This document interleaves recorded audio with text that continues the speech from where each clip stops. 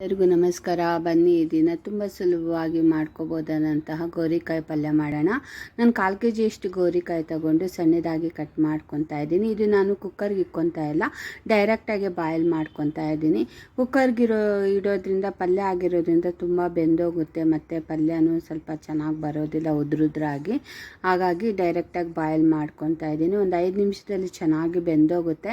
ನೀರನ್ನೆಲ್ಲ ಸಪ್ರೇಟ್ ಮಾಡ್ಕೊತಾ ಇದ್ದೀನಿ. ನೋಡಿ, ಚೆನ್ನಾಗಿ ಬೆಂದಿದೆ. ಒಂದು ಬಾಂಡೆ ತೊಗೊಂಡು 3 ರಿಂದ 4 ಸ್ಪೂನಷ್ಟು ಆಯಿಲ್ ಹಾಕ್ಕೊತಾ ಇದ್ದೀನಿ. ಉದ್ದಿನಬೇಳೆ, ಕಡಲೆಬೇಳೆ, ಸಾಸಿವೆ, ಜೀರಿಗೆ ಇಷ್ಟನ್ನು ಹಾಕ್ಕೊಂಡು ಎಣ್ಣೆಯಲ್ಲಿ ಫ್ರೈ ಮಾಡ್ಕೋಬೇಕು, ಸ್ವಲ್ಪ ಗೋಲ್ಡನ್ ಕಲರ್ ಬರೋವರೆಗೂ. ಮತ್ತು ಹಸಿಮೆಣ್ಸಿನ್ಕಾಯಿ ಒಂದು 4 ಬೆಳ್ಳುಳ್ಳಿ ಸಣ್ಣದಾಗಿ ಕಟ್ ಮಾಡಿಕೊಂಡು ಇದನ್ನು ಸಹ ಸೇರಿಸ್ಕೊತಾ ಇದ್ದೀನಿ. ಇಷ್ಟನ್ನು ಸ್ವಲ್ಪ 1-2-3 ನಿಮಿಷ ಚೆನ್ನಾಗಿ ಫ್ರೈ ಮಾಡ್ಕೊಳ್ಳಿ. ನೋಡಿ, ಎಲ್ಲರಿಗೆ ಚೆನ್ನಾಗಿ ಫ್ರೈ ಆಗಿದೆ. ಮತ್ತು ಗೋರಿಕಾಯಿನ ಮಿಕ್ಸ್ ಮಾಡಿಕೊಂಡು ರುಚಿಗೆ ತಕ್ಕಷ್ಟು ಉಪ್ಪನ್ನು ಸೇರಿಸ್ಕೊಂಡು ನಾನು ಚಟ್ನಿ ಪುಡಿ ಹಾಕ್ತಾಯಿದ್ದೀನಿ. ಹುರಿಗಡಲೆ ಮತ್ತು ಒಣಮೆಣ್ಸಿನ್ಕಾಯಿ, ಉಪ್ಪು ಇಷ್ಟನ್ನು ಹಾಕ್ಕೊಂಡು ಗ್ರೈಂಡ್ ಮಾಡ್ಕೊಂಡಿರೋಂತಹ ಚಟ್ನಿ ಪುಡಿನ 1-2 ಸ್ಪೂನ ಸೇರಿಸ್ಕೊತಾ ಇದ್ದೀನಿ. ತುಂಬ ರುಚಿಯಾಗಿರುತ್ತೆ, ಬೇಗನೂ ಆಗುತ್ತೆ. ಚಪಾತಿ ಜೊತೆ, ಅನ್ನದ ಜೊತೆನೂ ಚೆನ್ನಾಗಿರುತ್ತೆ.